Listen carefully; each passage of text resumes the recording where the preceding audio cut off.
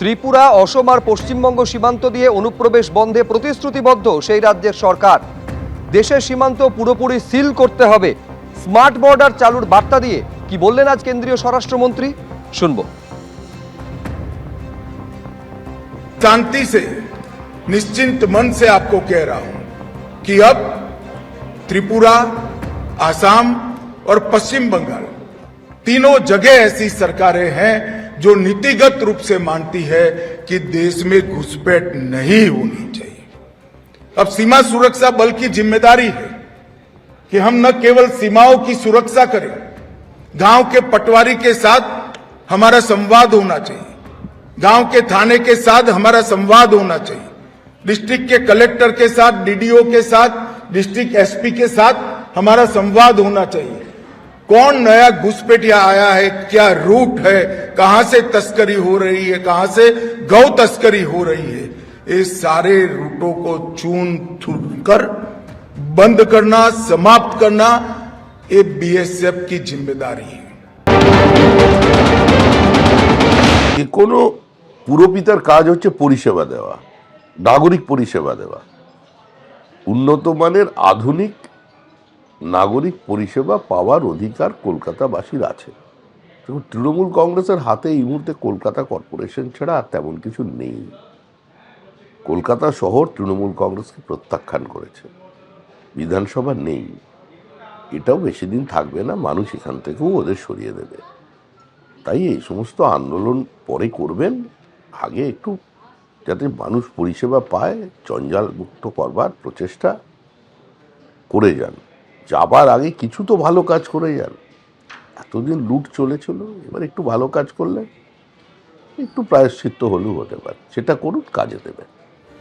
স্ক্যানারে অভিষেক বন্দ্যোপাধ্যায়ের সম্পত্তি 188 এ হরিশ মুখার্জি রোডে শান্তিনিকেতনে সেই ঠিকানায় নোটিশ পাঠানো হয়েছে। তার কোম্পানি এবং তার আত্মীয়ের বাড়িতে মোট 17টা নোটিশ পাঠানো হয়েছে।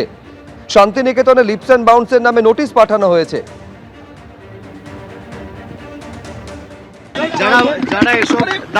যারা এসব প্রশ্ন করছে কলকাতা পুরসভাকে জিজ্ঞেস করুন অবৈধ অংশটা কোথায়, জিজ্ঞেস করে আগে জিজ্ঞেস করে আসুন, তারপর আমার থেকে উত্তর নেবেন।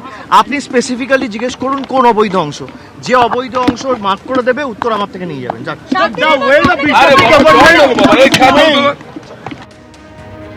আবাস যোজনায় বাড়ি দেওয়ার নাম করে 30,000 টাকা কাটমানি নেওয়ার অভিযোগ উঠেছে প্রাক্তন তৃণমূল কাউন্সিলরের বিরুদ্ধে।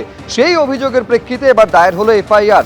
ঘটনাস্থল পুরুলিয়া পুরসভার প্রাক্তন তৃণমূল কাউন্সিলর বিভাস রঞ্জন দাসের বিরুদ্ধে অভিযোগ সামনে এসেছে, যদিও তিনি নিজে সেই টাকা নেওয়ার অভিযোগ অস্বীকার করেছেন। 3-4 দিন পরে টাকা ঢুকেছিল, তো বিভাস নটুকে বলেছিল যে যদি টাকা ঢোকা দিতে হয় তো 30,000 টাকা লাগবে। তো নটু আমার ঘর থেকে, আমার কাছ থেকে 30,000 টাকা নটু নিয়ে গেছে। নটু এসেছিল আমার কাছে, 3-4 দিন পরে আমার কাছে 30,000 টাকা নিয়ে গেছে। বাড়িটা করতে পারেনি, টাকা নেই। এইটা আমার গোটাটা অ্যাডভান্সটা দিয়েছিল, সেটা ভেঙেছি। অ্যাডভান্সটা দিয়ে এখন বাস আর ত্রিপাল দিয়ে এখন রাখা হয়েছে, কেন টাকার অভাব কারণে আমরা করতে পারছি না।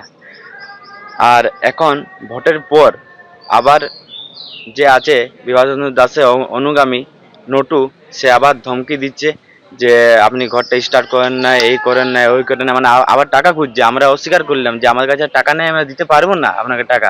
কি করে দেবো, আমরা তো ঘরটা স্টার্ট করতে পারি না টাকার অভাব কারণে। আমরা পারবো না টাকা। না বলছে দাদা বলে পাঠাইছে টাকা দিতেই হবে, না হয়ে বলছে কি কমপ্লেন করে দেবো, এসডিওতে চিঠি দিয়ে যাবো, তদন্ত করাবো। আমরা বললাম ঠিক আছে, আমরা দিতে পারবো না, যেটা পাচ্ছ তোমরা করো, আমরা আস্তে আস্তে কাজ শুরু করবো, আমাদের টাকা হলে আমরা কাজ শুরু করবো। এবিপি আনন্দ, এগিয়ে থাকে, এগিয়ে রাখে।